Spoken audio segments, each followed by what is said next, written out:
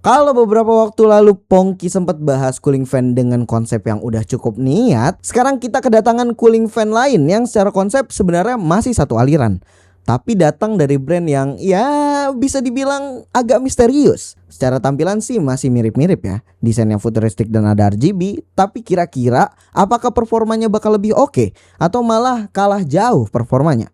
Seperti apa detailnya? Let's check it out.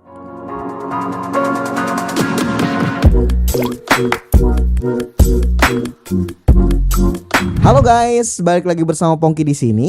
Dan kali ini Pongki kedatangan produk cooling fan yang identitasnya bisa dibilang misterius. Karena pas kita cari di marketplace namanya bisa beda-beda. Ada yang nyebut Belcore Game Radiator Game R03, ada fan cooler X18N, ada juga game radiator fan cooler. Tapi di kotak produknya sendiri yang tertulis justru seri X18N. Jadi biar konsisten dan gak bikin bingung, di video ini kita sepakat menyebutnya sebagai Belcore X18N Cooling Fan. Gak usah panjang lebar lagi, langsung aja kita bahas.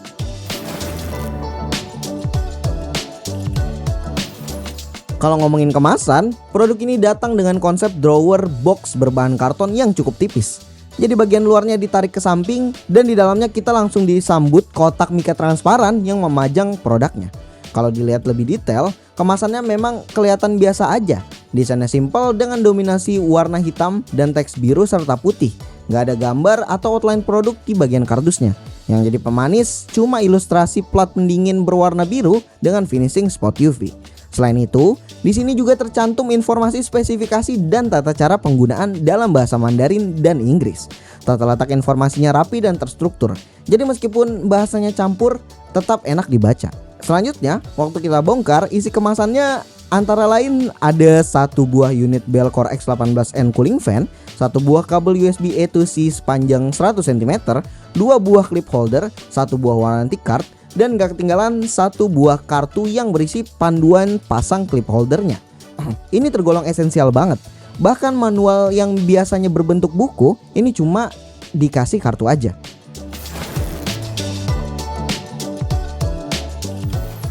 Produk ini hadir dengan bentuk bulat yang punya vibe gaming tech dan industrial futuristik. Kalau ditanya varian, sayangnya cuma tersedia satu varian aja. Seperti yang Pongki pegang kali ini, yaitu varian black. Dari sisi material, produk ini menggunakan kombinasi ABS, aluminium, tembaga, dan juga magnet. Jadi casing luarnya memang masih didominasi plastik, tapi bagian dalamnya udah mengandalkan plat logam dan tembaga sebagai jalur pembuangan panas. Ukurannya juga tergolong pas, nggak besar dan nggak kecil, karena diameternya sendiri ada di 6,5 cm dengan ketebalan di 2,5 cm. Sedangkan untuk bobotnya ada di kisaran 59 gram. Dan kalau digabung clip holdernya jadi 68 gram. Masih ringan saat dipasang dan gak bikin HP jadi berat sebelah. Jadi masih aman lah buat dipakai gaming nonstop. Masuk ke detail desainnya, kita mulai dari bagian utama yaitu bagian plat pendingin yang menjadi titik kontak langsung dengan bodi HP. Plat ini sendiri udah menggunakan sistem magnetic suction design yang pada saat Pongki coba daya rekatnya udah kuat untuk menahan cooler. Namun kalau teman-teman masih agak ragu, bisa dikombo lagi pakai clip holdernya biar daya cengkraman lebih kuat lagi.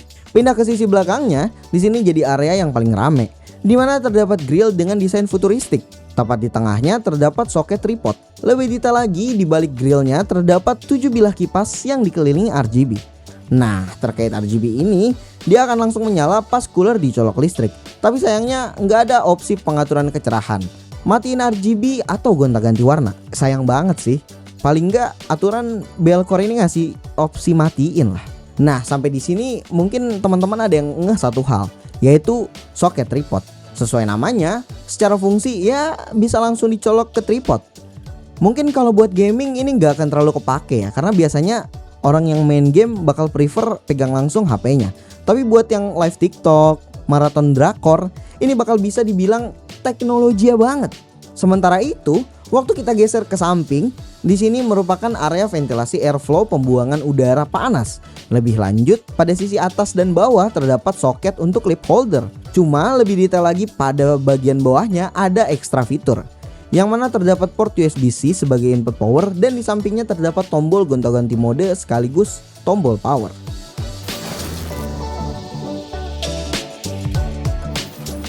Untuk urusan performa, produk ini nggak beda jauh sama cooling fan modern kebanyakan. Dia udah menggunakan teknologi Peltier dan bukan sekedar kipas konvensional. Cara kerjanya juga mungkin udah pada tahu ya.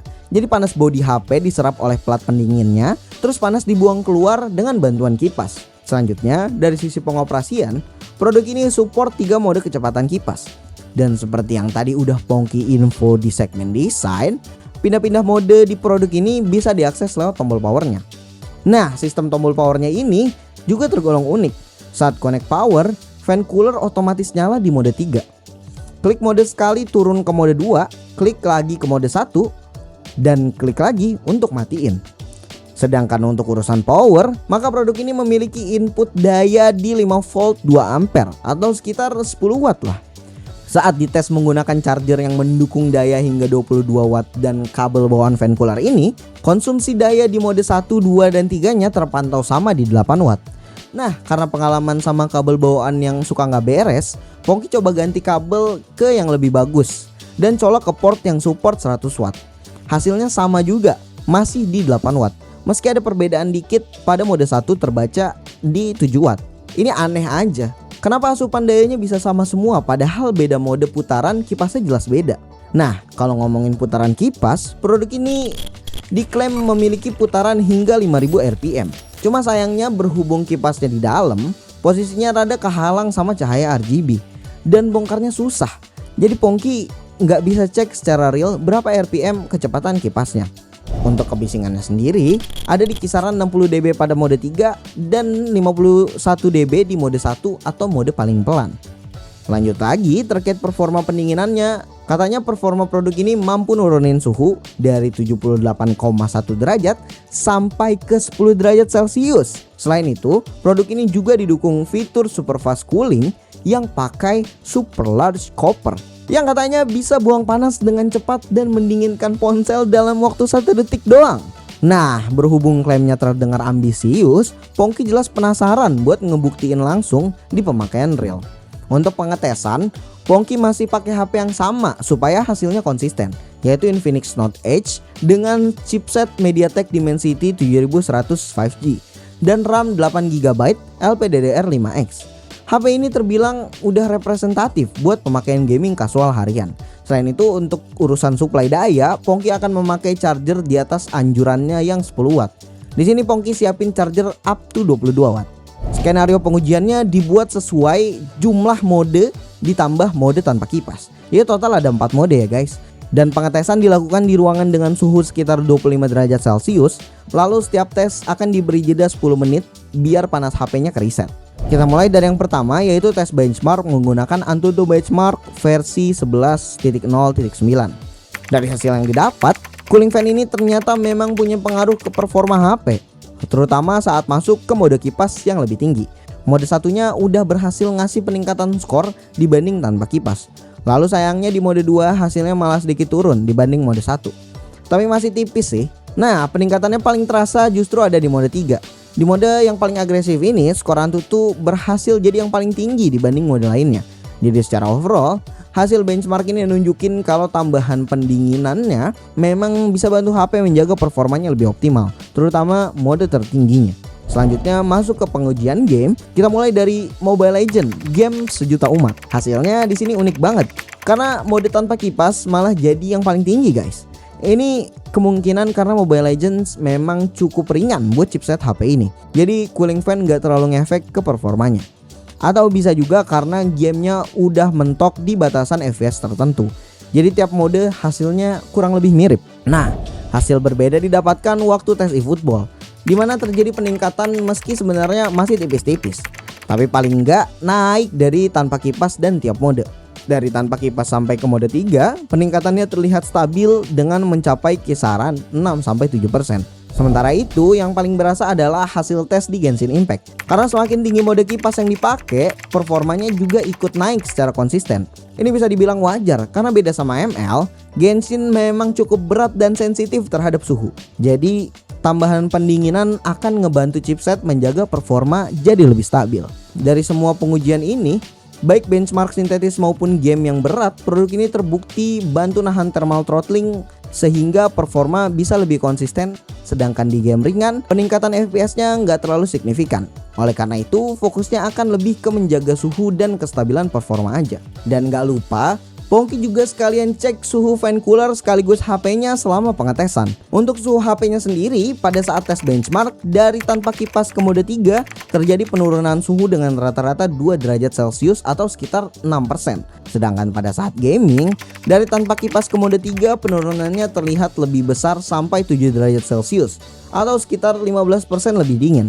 Jadi di sini kelihatan kalau produk ini akan lebih maksimal kerjanya pada saat dipakai gaming. Dan waktu Pongki cek suhu cooling fan-nya, hasilnya terdapat catatan kecil yang wajib diperhatiin. Pas dicek, suhu rata-ratanya ada di 43,5 derajat Celcius, dengan area paling panas ada di airflow samping dekat tombol. Jadi nggak capek-capek Pongki ingetin, bagian ini jangan sampai ketutup ya guys, supaya sirkulasi udaranya tetap lancar. Sementara di bagian platnya, suhunya terasa dingin dengan temperatur terkecil ada di 2,6 derajat Celcius. Sebagai catatan, kita perlu ekstra hati-hati karena plat ini berembun guys. Buat yang HP-nya belum ada IP rating, salah-salah dikit kemasukan tetesan air ke port atau celah bodi bisa berabe. Overall, menurut pendapat pribadi Pongki, Belcore X18N ini bener-bener contoh nyata kata-kata pepatah. Don't judge a book by its cover. Meski kelihatan biasa aja, tapi begitu dipakai efek pendinginannya kerasa dan hasilnya justru solid. Kenaikan performanya memang nggak ekstrim, tapi kestabilan suhu dan konsistensi FPS-nya itu yang jadi poin utama. Bahkan kalau dibandingin langsung, hasilnya bisa dibilang lebih baik dari Memo CX15 yang sebelumnya udah kita bahas. Jadi kalau kalian nyari cooling fan buat pamer desain, ini bukan jawabannya. Tapi kalau fokusnya ke fungsi dan hasil, Belcore X18N ini solid banget di kelasnya. Apalagi dengan harganya yang murah banget, cuma di 100 ribuan, bahkan kalau diskon bisa sampai 70 ribuan aja. Ini value for money-nya oke sih buat kualitas yang kita dapat. Buat yang berminat, link pembeliannya udah Pongki taruh di deskripsi. Nah, kalau menurut kalian gimana? Cooling fan murah ini worth to buy nggak ya? Drop pendapat kalian di kolom komentar ya. Jangan lupa untuk like dan share video ini, plus cek juga sosial media serta website Pical melalui link di deskripsi. Mampir-mampir juga ke YouTube channel kita yang lain, yaitu Pical Main Games yang bahas game konsol, PMG Films yang bahas vlog, aktivitas Pical dan keluarga, serta Pical Toys Time yang bahas soal mainan. Jangan lupa pada subscribe ya guys. Jadi itu dia video dari Pongki kali ini. Thank you guys for watching, and I'll see you in the next video. Bye bye. Ini padahal kalau dari desain produknya tuh kayak kurang, tapi ya don't judge book by its cover lah. Bagus ternyata.